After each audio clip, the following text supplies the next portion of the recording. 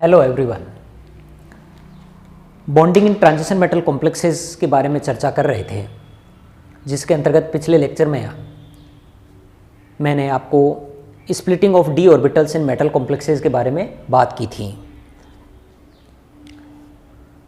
उसी के साथ मैंने बताया था कि किस तरीके से वर्गाकार समतलीय संकुलों के डी कक्षकों का विपाटन होता है। साथ ही मैंने बताया कि वर्गाकार समतलीय संकुलों में डी कक्षकों के विपाटन के फलस्वरूप जो D x square minus Y square जो बॉन्डिंग में पार्टिसिपेट करता ऑर्बिटल, उसकी एनर्जी का मान सबसे ज़्यादा होता है, जबकि डी वाई जेड और डी जेड एक्स जो कक्षक होते हैं उनकी एनर्जी का मान सबसे कम होता है। अब एक चीज़ का मैंने जिक्र किया था पिछली क्लास में भी कि सामान्यतः जो स्क्वायर प्लेनर कॉम्प्लेक्सेस होते हैं वो परिस्थितियों की विवस्था के फलस्वरूप निर्मित होते हैं। अर्थात जब मेटल आयन अष्टफलकीय संकुल बनाने में असफल रहता है, तब ऐसी स्थिति में स्क्वायर प्लेनर कॉम्प्लेक्सेस का निर्माण करता है, या स्क्वायर प्लेनर कॉम्प्लेक्सेस मान लीजिए या टेट्राहेड्रल कॉम्प्लेक्सेस का निर्माण हो पाता है। अब इस बात को कैसे स्पष्ट करोगे कि सामान्यतः ऐसा अष्टफलकीय कॉम्प्लेक्स निर्मित नहीं हो पाने की वजह से वो स्क्वायर प्लेनर कॉम्प्लेक्सेस का निर्माण करेगा? तो ध्यान दीजिएगा, हम जानते हैं कि अष्टफलकीय कॉम्प्लेक्सेस की बात करूं तब ऐसी स्थिति में ऑक्टाहेड्रल कंडीशन में, ऑक्टाहेड्रल कॉम्प्लेक्स में,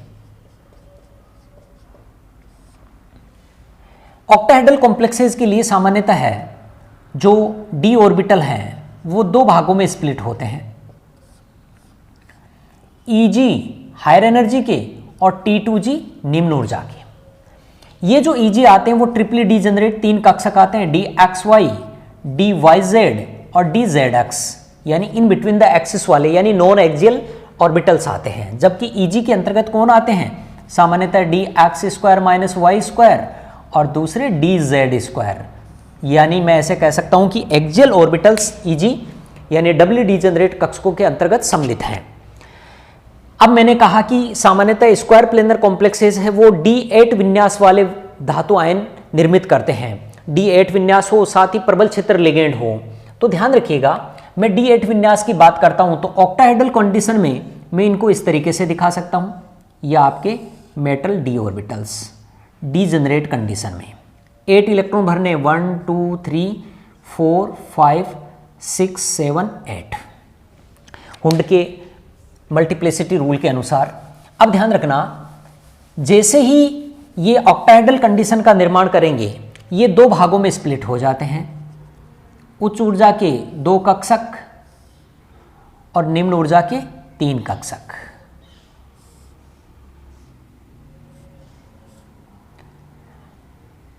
ये दो कक्षक, इन्हें Eg कह देते हैं, इन्हें T2G कह देते हैं। अब ध्यान रखना, आपको 8 इलेक्ट्रॉन भरने हैं, तो ऐसी स्थिति में 1 2 3 4 5 6 7 8। अब देखिए, चाहे D8 विन्यास आपने लिया, D8 विन्यास में चाहे लिगेंड कैसा भी हो, लिगेंड वीक हो या स्ट्रोंग हो, कॉन्फ़िगरेशन परिवर्तित नहीं होगा। यानी ये जो विन्यास दिया हुआ है ये इलेक्ट्रॉनों का, यानी T2G6EG2 ही रहेगा। कहने का मतलब ये है कि चाहे स्ट्रॉन्ग फील्ड लिगेंड हो और चाहे वीक फील्ड लिगेंड हो, इलेक्ट्रॉनिक विन्यास में किसी प्रकार का कोई परिवर्तन नहीं आएगा। क्लियर? कब? जब D8 विन्यास युक्त धातु आयन उपस्थित हो। अब ध्यान रखना, परंतु मैं इसकी बात करता हूं Eg के अंतर्गत एक इलेक्ट्रॉन है DX square minus Y square में और दूसरा इलेक्ट्रॉन है DZ स्क्वायर में। अब ध्यान देना, ये जो DX square minus Y square है, इस DX square minus Y square को मैं इस तरीके से इंडिकेट कर देता हूं, यह आपका एक्स एक्सिस या आपका वाई एक्सिस। क्लियर? अब ध्यान रखना, चूंकि ये अलोंग द एक्सिस वाला ऑर्बिटल है, तो ऐसी स्थिति में एक लोब वाई एक्सिस पर और दूसरी एक्स एक्सिस पर। कहने का मतलब है कि जो ऑक्टाहेड्रल कॉम्प्लेक्सेस बनेगा, उस ऑक्टाहेड्रल कॉम्प्लेक्सेस में सामान्यतः है ऑक्टाहेड्रल कंडीशन में जो लिगेंड्स आते हैं, लिगेंड्स आते हैं 6 संख्या में, वो अलोंग द एक्सिस आते हैं, along the axis. Along the axis आते हैं, इसका मतलब है कि जो छह एक्सिस अपन ने मानी है एक्स वाई जेड और इसकी नेगेटिव वाली minus X minus Y minus Z, तो ऐसी स्थिति में 4 लिगेंड हैं इस दिशा से, इस डायरेक्शन से, इस डायरेक्शन और इस डायरेक्शन से। चारों लिगेंड्स इस मेटल डी ऑर्बिटल को क्या करेंगे, रिपेल करेंगे, प्रतिकर्षित करेंगे। जबकि डी जेड स्क्वायर की अगर मैं चर्चा करूं तो डी जेड स्क्वायर को मैं इस तरीके से दिखा सकता हूं, ये आपका जेड एक्सिस, इसको मैं इस तरीके से इंडिकेट कर देता हूं, ये एक्स एक्सिस और इसके अपोजिट वाली सामने वाली वाई एक्सिस। अब ध्यान रखना ये आ जाती है, ये आपकी मेनली डी जेड स्क्वायर और ये है आपकी रिंग डेफिनेट सेफ।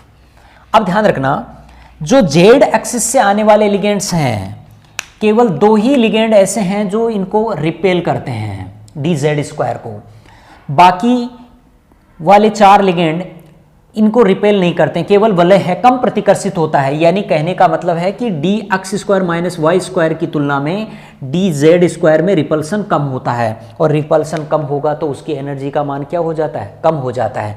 कहने का मतलब है कि ये जो ईजी वाला कक्षक है ये 2 भागों में स्प्लिट हो जाता है, एक उच्च ऊर्जा का जिसमें ज़्यादा रिपल्सन होता है जिसको हम कह देते हैं D x square minus Y square, और एक निम्न ऊर्जा का जिसमें रिपल्सन कम होता है उसको हम कह देते हैं डी जेड स्क्वायर। 2 कक्षक होते हैं, ईजी में 2 कक्षक है। मैंने कहा सामान्यतः रिपल्सन के आधार पर ये 4 लिगेंड्स चारों लिगेंड्सों के द्वारा रिपेल करेगा, इनमें केवल 2 लिगेंड्स का रिपल्सन लगेगा, फलस्वरूप इसमें रिपल्सन ज़्यादा होने के फलस्वरूप इनकी एनर्जी का मान क्या हो जाता है, इंक्रीज राइज अप हो जाता है, जबकि इसकी एनर्जी का मान क्या रह जाता है, इनकी तुलना में कम हो जाता है। अब ध्यान देना जैसे ही मैंने ये किया तो चूंकि दोनों में एक एक इलेक्ट्रॉन था, अब अगर आपने लिगेंड वीक ले लिया, वीक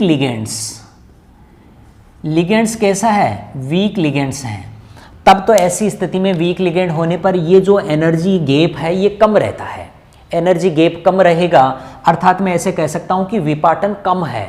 विपाटन कम है तो आसानी से जो इलेक्ट्रॉन है वो ऊपर वाले कक्षक में सिचुएटेड रहेगा।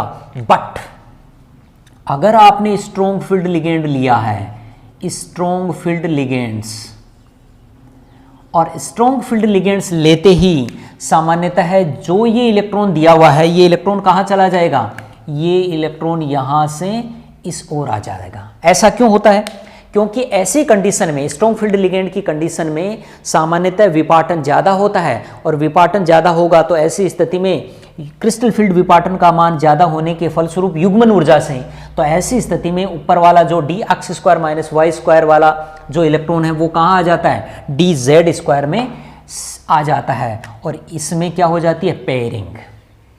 अब ध्यान देना ये जो D x square minus Y square वाला जो ऑर्बिटल है ये अब बॉन्डिंग के लिए उपलब्ध हो गया, क्योंकि वैकेंट ऑर्बिटल चाहिए।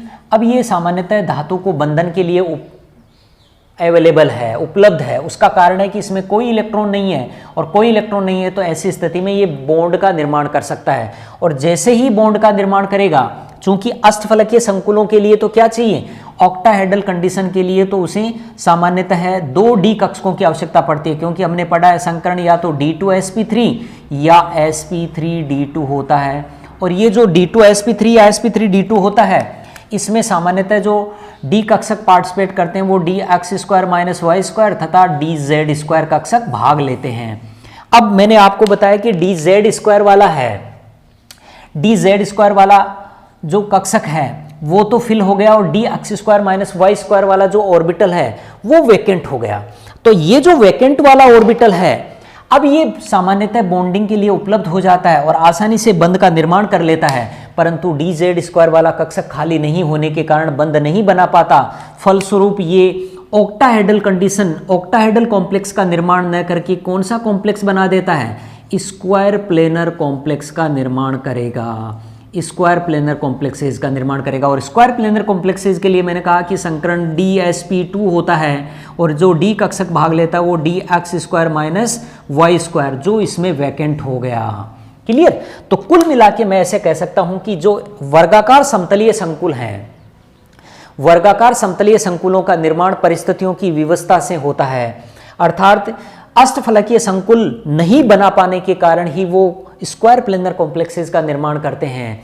अष्टफलकीय संकुल बनाने में असफल होने पर ही वो स्क्वायर प्लेनर कॉम्प्लेक्सेस का निर्माण करेंगे। अब ध्यान रखना, मैंने कहा कि सामान्यतः स्ट्रॉन्ग फील्ड लिगेंड वाली कंडीशन हो, तो ध्यान रखिएगा सामान्यतः 3D, 4D और 5D मेटल आयंस जो D8 इलेक्ट्रॉनिक विन्यास वाले हैं, उनकी अगर मैं बात करूं तो 3D वाली कंडीशन में ही ये स्ट्रॉन्ग फील्ड और वीक फील्ड का असर पड़ेगा। अगर वो 3D वाली कंडीशन है तब आपको स्ट्रॉन्ग फील्ड और वीक फील्ड देखना है। अगर वीक फील्ड लिगेंड है तब तो ऐसी स्थिति में टेट्राहेड्रल स्ट्रक्चर बनेगी, टेट्राहेड्रल कॉम्प्लेक्स का निर्माण होगा। अगर वो स्ट्रॉन्ग फील्ड लिगेंड हैं तब ऐसी स्थिति में वो square planar complexes, SP complexes का निर्माण करेगा। और 4D तथा 5D में ऑलरेडी क्रिस्टल फील्ड स्प्लिटिंग ज़्यादा होती है, क्रिस्टल फील्ड स्प्लिटिंग का मान ज़्यादा होता है, और ऐसी स्थिति में क्रिस्टल फील्ड स्प्लिटिंग का मान ज़्यादा होने के कारण फलस्वरूप युग्मन ऊर्जा से ज़्यादा, ऐसी स्थिति में D8 इलेक्ट्रॉनिक विन्यास होने पर ऑलवेज एसपी कॉम्प्लेक्सेस का निर्माण होगा, स्क्वायर प्लेनर कॉम्प्लेक्सेस का निर्माण ही होगा। तो ये चीज़ आप लोगों को ध्यान रखनी है। 3D मेटल आयन की बात करूं तो जैसे फॉर एग्जांपल निकिल का ले लिया, निकिल 2+, निकिल 2+ का मैंने एग्जांपल लिया, एक बार लिया NiCN का 4 2-, और एक बार एग्जांपल लिया मैंने NiCN का NiCl का 4 2-। अब ध्यान रखिएगा दोनों में ही निकिल D8 इलेक्ट्रॉनिक कॉन्फ़िगरेशन है, लेकिन इसमें वीक फील्ड लिगेंड है और इसमें स्ट्रॉन्ग फील्ड लिगेंड है। तब ऐसी स्थिति में ये किसका निर्माण करेगा? स्क्वायर प्लेनर कॉम्प्लेक्सेस बनाएगा, और ये वीक फील्ड होने के कारण ये क्या बनाएगा? टेट्राहेड्रल कॉम्प्लेक्स का निर्माण करेगा। लेकिन अगर आपने प्लेटिनम का लिया PtCN का 4 2- या फिर PtCl का 4 2-, दोनों ही कंडीशन में ये क्या बनाएगा? स्क्वायर प्लेनर कॉम्प्लेक्स का निर्माण करेगा, स्क्वायर प्लेनर कॉम्प्लेक्स का निर्माण करेगा। स्क्वायर प्लेनर कॉम्प्लेक्स का कारण क्या है? ये कौन सी सीरीज का है? 5D सीरीज का एलिमेंट्स हैं। और 5D 4D के लिए मैंने कहा कि इनमें क्रिस्टल फील्ड विपाटन का मान बहुत ज़्यादा होता है, और क्रिस्टल फील्ड विपाटन का मान ज़्यादा होने के फलस्वरूप ये D(x²-y² में उपस्थित जो इलेक्ट्रॉन है वो कहाँ आ जाता है? DZ² कक्षक में। फलस्वरूप ये बॉन्डिंग के लिए अवेलेबल रह जाता है और DsP2 हाइब्रिडाइज होके स्क्वायर प्लेनर ज्योमेट्री का निर्माण करता है। तो मैंने आप लोगों को इसके अंतर्गत बताया कि सामान्यतः अष्टफलकीय कोई भी मेटल आयन है वो अष्टफलकीय कॉम्प्लेक्सेस बनाने में असफल रहने पर ही स्क्वायर प्लेनर कॉम्प्लेक्सेस का निर्माण करती है। कहने का तात्पर्य यह है कि सामान्यतः परिस्थितियों की व्यवस्था के फलस्वरूप ही स्क्वायर प्लेनर कॉम्प्लेक्सेस का निर्माण होता है। Thank you.